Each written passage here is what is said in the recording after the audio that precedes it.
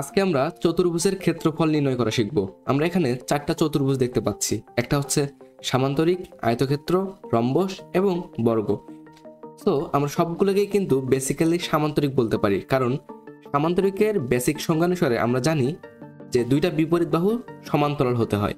So সামান্তরিকের ক্ষেত্রে এই দুইটা বিপরীত বাহু সমান্তরাল, আয়তক্ষেত্রের ক্ষেত্রে এই দুইটা বিপরীত বাহু সমান্তরাল, বর্গক্ষেত্রের ক্ষেত্রে সবগুলো বিপরীত বাহু যেহেতু সমান, সো সবগুলো সমান্তরাল, এবং রম্বসের ক্ষেত্রে এই দুইটা বিপরীত বাহু সমান্তরাল। সো আমরা সামান্তরিকের ক্ষেত্রফল কি জানি? আমরা জানি যে base into height, so B into S.